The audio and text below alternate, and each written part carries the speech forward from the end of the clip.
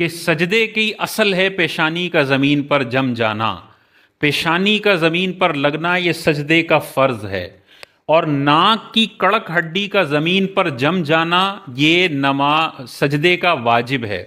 تیسری چیز سجدے کے اندر ذہن میں رکھنی ہے کہ دونوں پیروں کی 10 انگلیوں میں سے ایک انگلی کا پیٹ لگنا یہ نماز کے سجدے کی شرط ہے، ایک شرط ہے۔ لہٰذا اگر کسی نے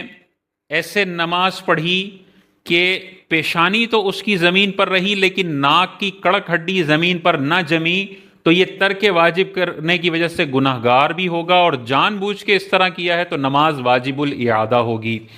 اسی طرح بہت سارے لوگوں کو آپ نے دیکھا ہوگا سجدہ کرتے وقت ان کے دونوں پیر پورے سجدے میں اٹھے ہوئے ہوتے ہیں، تو اگر دونوں پیر پورے سجدے میں اٹھے ہوئے اور ایک انگلی کا پیٹ بھی سجدے میں زمین پر نہیں لگا تو اس کا سجدہ ہوگا ہی نہیں اور اس کی نماز ضائع ہو جائے گی۔ چوتھی چیز یہ ہے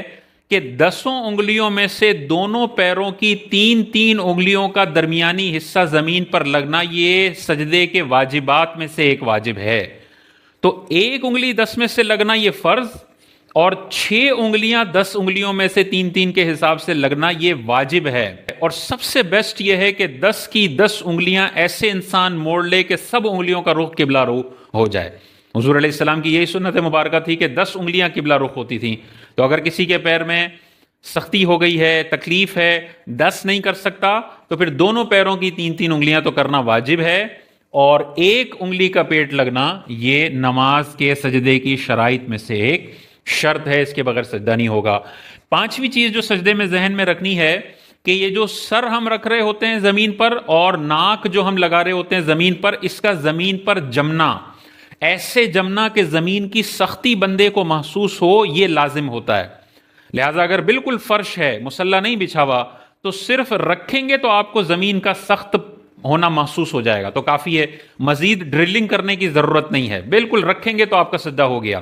لیکن اگر آپ مصلی پر نماز پڑھ رہے ہیں تو اب نارمل فرش کے مقابلے میں تھوڑا آپ کو دبانا پڑے گا، کیونکہ درمیان میں موٹا مصلی ہے جو دبانے سے دبتا ہے، تو اس کو اتنا دبائیں کہ مزید نہ دبے اور آپ کو زمین کا کڑک پن اور اس کی سختی محسوس ہو جائے یہ۔ لیکن اگر آپ ایسی چیز پر نماز پڑھتے ہیں کہ جس کو دباتے جاؤ اور وہ دبتی جائے گی، زمین کی سختی محسوس ہی نہیں ہوگی، ایسی موٹی نرم چیز پر سجدہ نہیں ہو سکتا، نماز نہیں ہوگی۔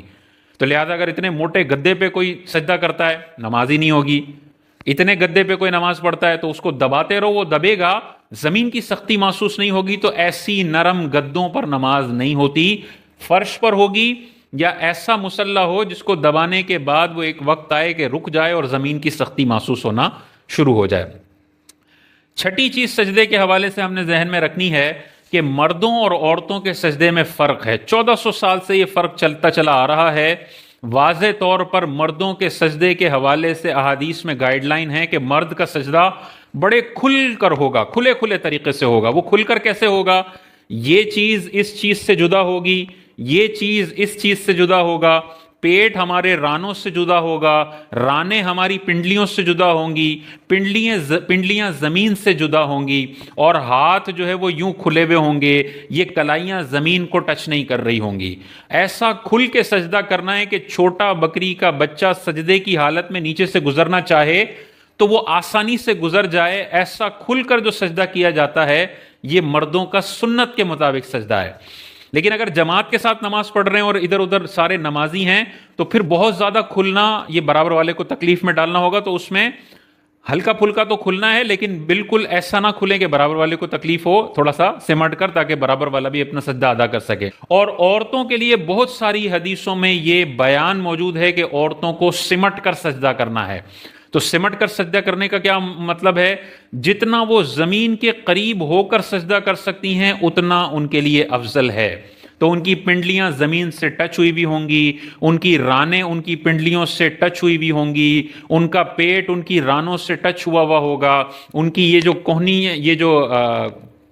بازو ہیں وہ اس طرح سے ملے ہوئے ہوں گے، اور جتنا وہ سمٹ کر زمین کے قریب ہو کر اپنے ستر کی میکسیمم حفاظت کرتے ہوئے سجدہ کر سکتی ہیں، عورتوں کے لیے یہ والا سجدہ شریعت کو محبوب ہے۔ اور 1400 سال سے اسی طرح سجدہ ہوتا چلا آیا ہے۔ مصنف ابن ابی شیبہ اور دیگر احادیث کی کتابوں میں واضح احادیث موجود ہیں کہ عورتوں کو حکم ہے کہ وہ سمٹ کر سجدہ کریں۔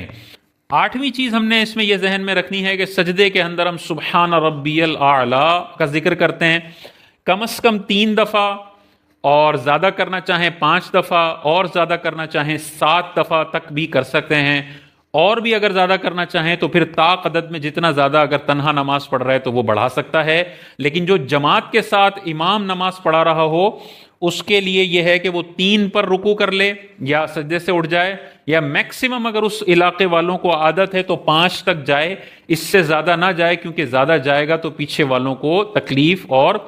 کوفت اور مشکل ہو سکتی ہے۔ تو امام کے لیے یہ درست نہیں ہے کہ وہ لمبے لمبے ذکر پڑھے اور جماعت کو طویل کر دے، وہ منع ہے۔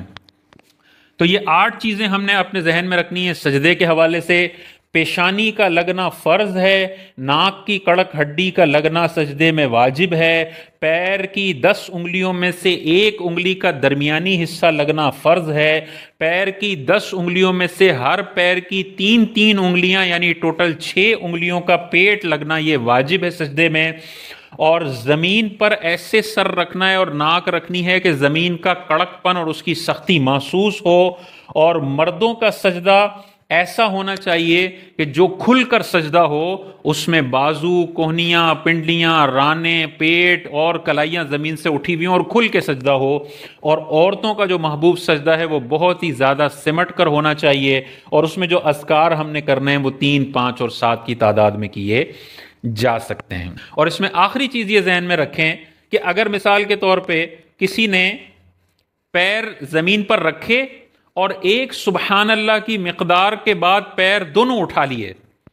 تو اس کی نماز ہو جائے گی، کیونکہ اس نے کم از کم ایک سبحان اللہ کی مقدار یہ والی شرط پوری کر لی ہے۔ سجدے کی جو کم سے کم مقدار ہے وہ 1 سبحان اللہ ہے، اور نارمل جو مقدار ہے وہ 3 سبحان اللہ ہے۔ تو اگر کم از کم مقدار پر بھی اس نے یہ شرائط پوری کر لی تو اس کا سجدہ ہو جائے گا، لیکن اس کو یہی کہا جائے گا کہ بھائی پورے 3 سبحان اللہ میں اپنے پیروں کو موڑ کر رکھو، اور پورے 3 سبحان اللہ میں اپنی ناک کی کڑک ہڈی جمائے رکھو اور پیشانی کو جمائے رکھو، ترغیب یہی دی جائے گی۔ لیکن اگر وہ 1 سبحان اللہ تک بھی یہ لازمات پورے کر لیتا ہے تو اس کی نماز ٹوٹے گی نہیں۔